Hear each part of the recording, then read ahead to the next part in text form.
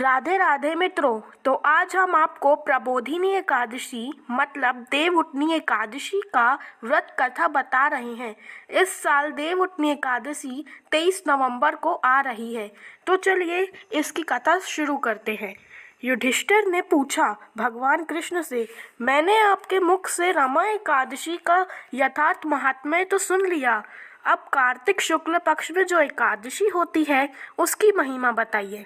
भगवान श्री कृष्ण ने युधिष्ठिर को बोला, राजन, कार्तिक के शुक्ल पक्ष में जो एकादशी होती है उसका जैसा वर्णन ब्रह्मा जी ने नारद जी से कहा है वही मैं तुम्हें बतलाता हूँ।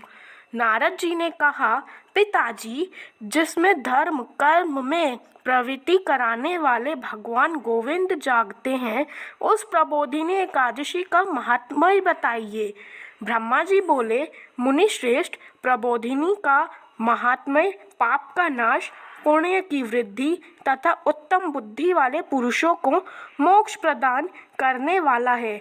समुद्र से लेकर सरोवर तक जितने भी तीर्थ हैं वे सभी अपने महात्म्य की तभी तक गर्जना करते हैं जब तक कि कार्तिक मास में भगवान विष्णु की प्रबोधिनी तिथि नहीं आ जाती। प्रबोधिनी एकादशी को एक ही उपवास कर लेने से मनुष्य 1000 अश्वमेध यज्ञ, 100 राजसूय यज्ञ का फल पा लेते हैं। बेटा, जो दुर्लभ है, जिसकी प्राप्ति असंभव है तथा जिसे त्रिलोकी में किसी ने भी नहीं देखा है, ऐसी वस्तु के लिए भी याचना करने पर प्रबोधिनी एकादशी उसे देती है। भक्ति पूर्वक उपवास करने पर मनुष्यों को हरिबोधिनी एकादशी ऐश्वर्य, संपत्ति, उत्तम बुद्धि, राज्य तथा सुख प्रदान करती है। मेरु पर्वत के समान जो बड़े बड़े पाप हैं उन सबको यह पाप नाशिनी प्रबोधिनी एक ही उपवास से भस्म कर देती है। पहले के हजारों जन्मों में जो पाप किए गए हैं उन्हें प्रबोधिनी एक की रात्रि जागरण रुई की ढेरी के समान भस्म कर डालता है। जो लोग प्रबोधिनी एकादशी का मन से ध्यान करते हैं तथा जो इसके व्रत का अनुष्ठान करते हैं उसके पितर नरक के दुखों से छुटकारा पाकर भगवान विष्णु के परम धाम वैकुंठ को चले जाते हैं। ब्राह्मण, अश्वमेध आदि यज्ञों से जिस फल की प्राप्ति नहीं होती वह प्रबोधिनी एकादशी को जागरण करने से अनायास भी मिल जाता है। संपूर्ण तीर्थ में नहाकर सुवर्ण और पृथ्वी दान करने से जो फल मिलता है वह श्री हरि के निमित्त जागरण करने मात्र से मनुष्य प्राप्त कर लेता है। जैसे मनुष्यों के लिए मृत्यु अनिवार्य है, उसी प्रकार धन संपत्ति मात्र भी क्षण भर है, ऐसा समझकर एकादशी का व्रत करना चाहिए।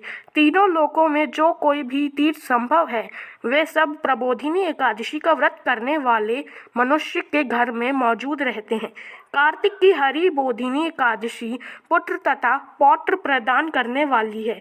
जो प्रबोधिनी को उपवास करता है वही ज्ञानी है, वही योगी है, वही तपस्वी है और जितेंद्रिय है तथा उसी को भोग और मोक्ष की प्राप्ति होती है। बेटा, प्रबोधिनी एकादशी को भगवान विष्णु के उद्देश्य से मानव जो स्नान, दान, जप और होम करता है वह सब अक्षय हो जाता है। जो मनुष्य उस तिथि को उपवास करके भगवान माधव की भक्ति पूर्वक पूजा करते हैं वे 100 जन्मों के पापों से छुटकारा पा जाते हैं। इस व्रत द्वारा देवेश्वर जनार्दन को संतुष्ट करके मनुष्य संपूर्ण दिशाओं को अपने तेज से प्रकाशित करता हुआ श्री हरि के वैकुंठ लोक को जाता है। प्रबोधिनी को पूजित होने पर भगवान गोविंद मनुष्य के बचपन, जवानी और बुढ़ापे में किए गए 100 जन्मों के पापों को, चाहे वे अधिक हो या कम, धो डालते हैं। अंत स्वार्थ प्रयत्न करके संपूर्ण मनोवांछित फलों को देने वाली देवाधिदेव जनार्दनी उपासना करती चाहिए। बेटा नारद, जो भगवान विष्णु के भजन में तत्पर होकर कार्तिक में पराये अन्न का त्याग करता है वह चंद्रायण व्रत का फल पाता है। जो प्रतिदिन शास्त्रीय चर्चा से मनोरंजन करते हैं, कार्तिक मास व्यतीत करता है, वह अपने संपूर्ण पापों को जला डालता और 10,000 यज्ञों का फल प्राप्त करता है। कार्तिक मास में शास्त्रीय कथाएं कहने सुनने से भगवान मधुसूदन को जैसे संतोष मिलता है, वैसा उन्हें यज्ञ, ध्यान अथवा जप आदि से भी नहीं मिलता है। जो शुभ कर्म पारायण पुरुष कार्तिक मास में एक या आधा श्लोक भी भगवान विष्णु की कथा बचाते हैं, उन्हें 100 गोदान का फल मिलता है। महामुने कार्तिक में भगवान केशव के सामने शास्त्र का स्वाध्याय तथा श्रवण कराना चाहिए। मुनि श्रेष्ठ, जो कार्तिक में कल्याण प्राप्ति लोभ से श्री हरि की कथा प्रबंध करता है, वही अपनी 100 पीढ़ियों को तार देता है। जो मनुष्य सदा नियम पूर्वक कार्तिक मास में भगवान विष्णु की कथा सुनाता है, उसे सहस्त्र गोदान फल मिलता है। जो प्रबोधिनी एकादशी के दिन विष्णु जी की कथा श्रवण करता है, उसे 7 महाद्वीपों युक्त पृथ्वी दान करने का फल प्राप्त हो जाता है। मुनि श्रेष्ठ, जो भगवान विष्णु की कथा सुनकर अपनी शक्ति के अनुसार कथावाचक की पूजा करता है, उन्हें अक्षय लोक की प्राप्ति होती है। नारद, जो मनुष्य कार्तिक मास में भगवत संबंधी गीत और शास्त्र विनोद के द्वारा समय बिताता है, उसकी पुनरावृत्ति मैंने नहीं देखी है। मुने, जो पुण्यात्मा पुरुष भगवान के समक्ष गान, नृत्य, वाद्य और श्री विष्णु की कथा कराता है, वह तीनों लोकों के ऊपर विराजमान होता है। मुनि श्रेष्ठ, कार्तिक की प्रबोधिनी एकादशी दिन बहुत से फल, फूल, कपूर, अर्गजा और कुमकुम के द्वारा श्री हरि की पूजा करनी चाहिए। एकादशी आने पर धन की कुंजी से नहीं करनी चाहिए, क्योंकि उस दिन दान आदि करने से असंख्य पुण्य की प्राप्ति होती है।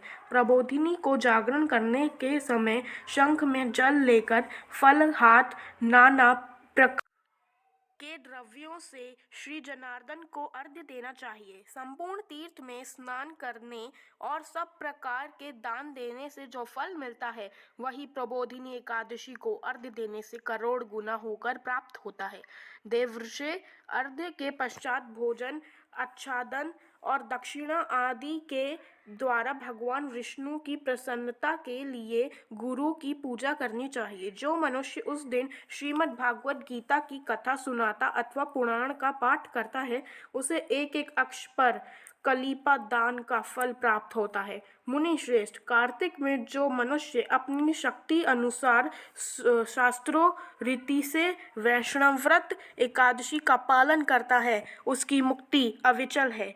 केतकी के एक पत्ते से पूजित होने पर भगवान गणोध्वज 1000 वर्ष तक अनंत तृप्त रहते हैं।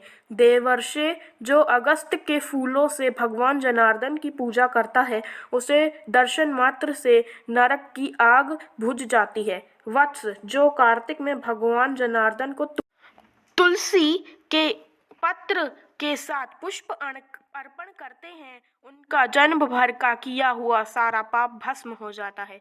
मुने, जो प्रतिदिन दर्शन, स्पर्श, ध्यान, नाम कीर्तन, स्वतन अर्पण, सेचन, नित्य पूजन तथा नमस्कार के द्वारा तुलसी में 9 प्रकार की भक्ति करते हैं, वे कोटि सहस्त्र युगों तक पुण्य का विस्तार करते हैं। नारद, सब प्रकार के फूलों और पत्तों को चढ़ाने से जो फल होता है, वह कार्तिक मास में तुलसी के एक पत्ते से मिल जाता है।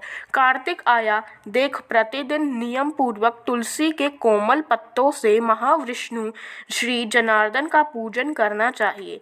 100 यज्ञों द्वारा देवताओं का यजन करने और अनेक प्रकार के दान देने से जो पुण्य प्राप्त होता है, वह कार्तिक में तुलसी दल मात्र से केशव की पूजा करने पर प्राप्त हो जाता है।